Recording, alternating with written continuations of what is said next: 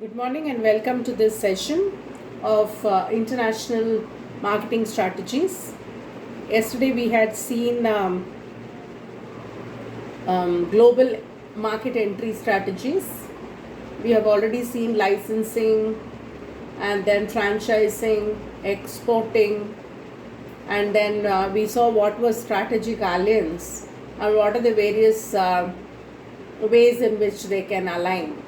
Today we will see the next aspect. Okay, if the next option available for a unit is to go set a manufacturing company and run it. So this is known as contract manufacturing or contract manufacturing. So let's see what this contract manufacturing is all about. In contract manufacturing, the firm's product is produced in a foreign market. Okay, and what happens is the marketing is taken care by the company that has initiated the contract marketing. For example, uh, a soap can be manufactured in Sri Lanka, okay, and the marketing is done still by Unilever, Hindustan Lever. So like that, the contractual manufacturing is making use of the cost effectiveness of a different country. Okay, so marketing is handled by the sales subsidiary of the firm, and manufacturing is done because 50% of the cost of a product is from the manufacturing. About 30% goes from into distribution costs. Okay, right. So this is contractual manufacturing. Let's see some examples in the international scenario for contractual manufacturing. So if you look at Apple, they say that software and hardware, the company has the software is developed in-house, whereas the hardware is manufactured by Foxconn. Foxconn is a contractual manufacturer, and they also do for Microsoft, Sony, Nintendo, BlackBerry, and so this is a typical example for contractual. So what happens is they will first make the prototype, and then they'll test the product. Intellectual property is given by the parent company after manufacturing, prototype testing, and then they'll certify and say that okay, your production processes are good, and then they will give the volumes, how much you have to produce. So the contractual labor is signed. So this is an example for contractual labor, and let us see what are the various advantages and disadvantages of a contractual labor. So if you look at the advantages, it is faster to start. Okay, but if you are going to go buy a place and then know the culture of the country, and then it's difficult. So it's faster to start, okay, when you are having somebody to manufacture, or if there's already an existing company, then you can give it to them. They will start manufacturing immediately for you. Reduced investment in manufacturing. You don't have to invest on land, building, and learn the nuances of people management, HR policies there.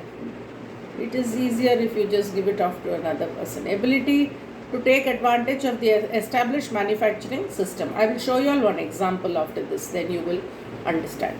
Disadvantages, you are giving away your product, you are training somebody else with your intellectual property. Okay, so they will also be doing for the competitors, which you don't have a say on. Okay, so let us see one example. This is a company. It's called Amirav. Okay, they are contractual manufacturers. This is the company website, and who we are. So what they do is they take up contractual manufacturing for a variety of products. See over here, we undertake.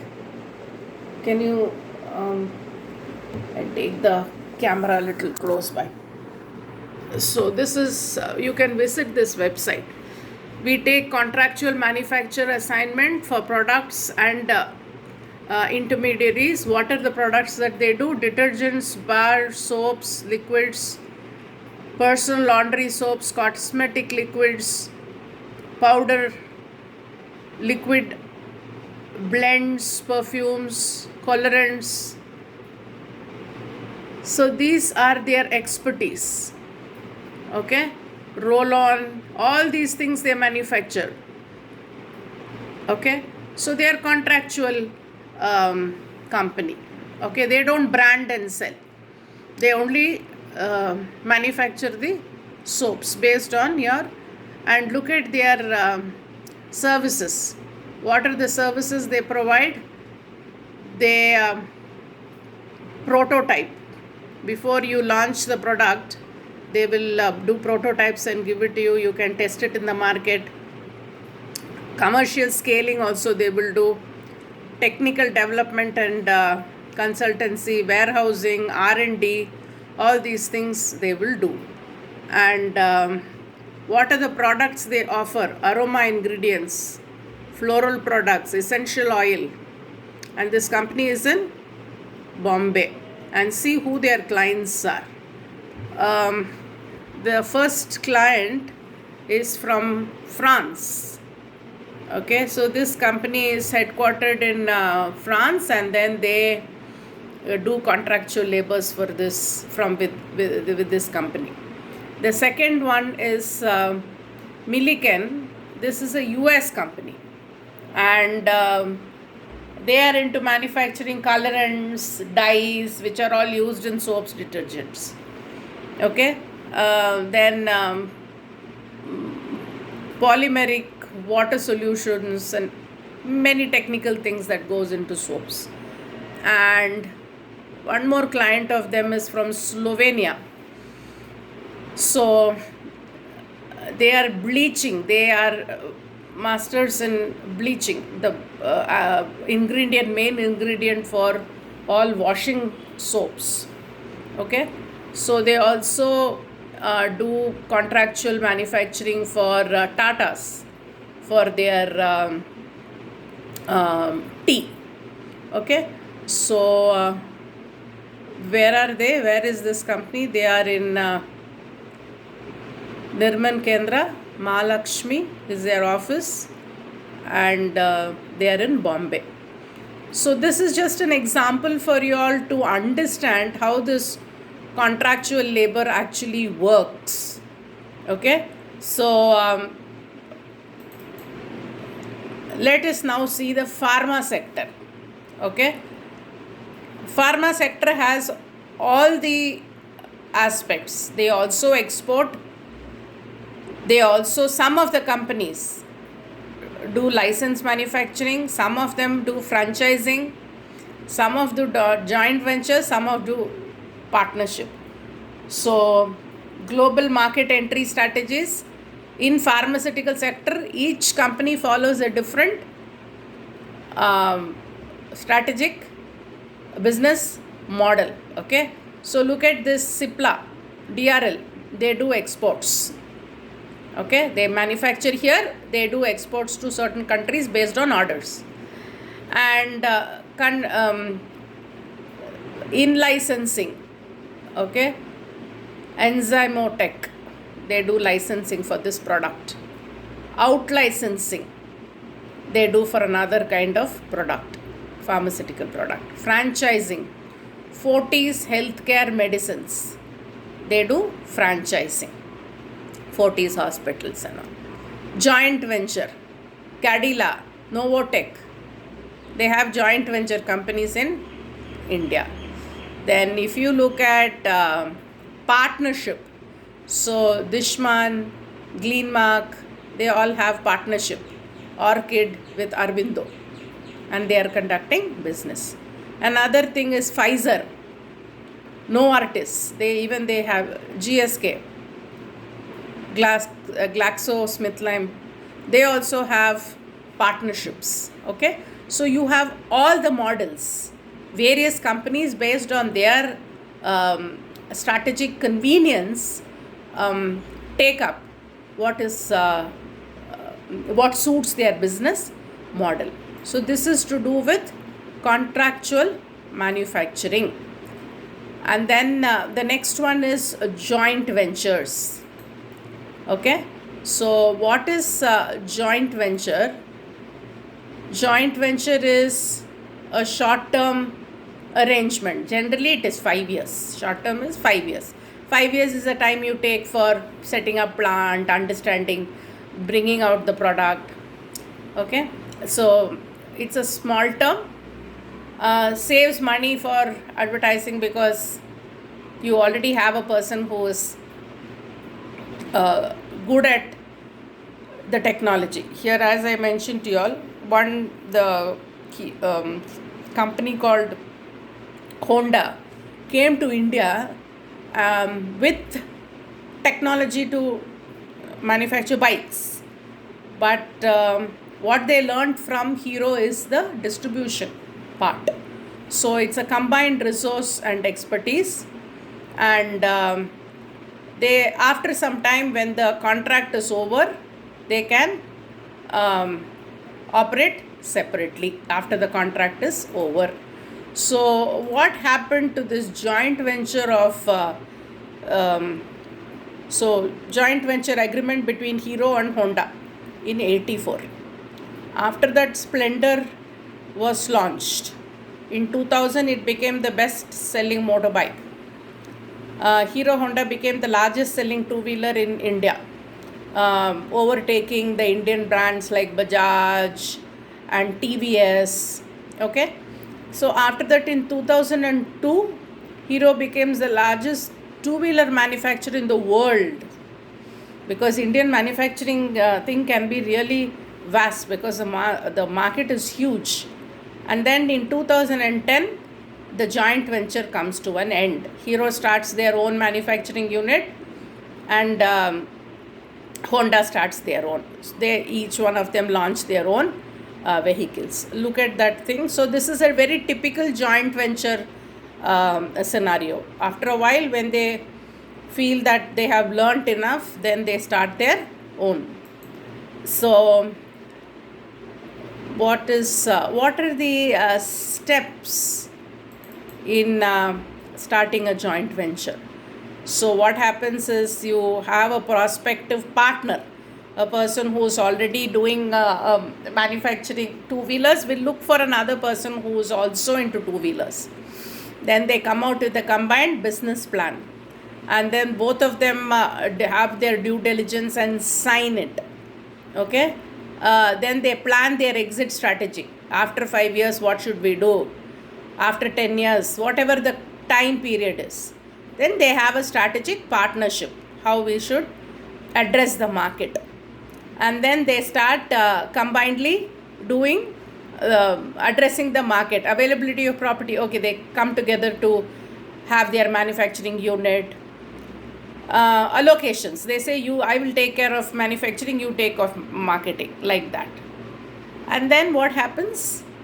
Members return. So they decide whether they have to continue or whether they can go on their own. So this is a very typical process of how joint venture starts and happens. So what is joint venture? Joint venture is a contractual agreement. It is for a specific duration, and agreement happens between both the countries of how to strategically align and how to exit. Okay, it involves 2 or more parties, and generally they have a common interest, either pharmacy or a particular industry for which they come together. Joint venture. And what are the various joint ventures in insurance and in finance? Huge numbers. Bajaj Allianz, Future General Future Group and General India, IFCO, Tokyo, National Insurance, Royal Sundaram, all these are tie-ups. Tata, AIG, SBI General. So all these are basically HDFC, ERGO. They are all joint ventures, okay, for mutual funds, insurance. So what are the advantages and disadvantages? Advantages are you can spread the cost. Two companies are getting into the project, so cost is spread. No cultural clashes or control issues, because you do what you know. So Honda came and did what they knew, manufacturing engines, and Hero did what they knew, which is distribution. Then they learned from each other. And many get access to government grants because the project can be big. And since they already, when they are signing the joint venture, they already plan the exits. So easy to terminate and go their own way also. So the disadvantages are, one of them are raw in one area. Okay, so expertise. Unless they coordinate nicely, they will not be able to take leverage of the situation.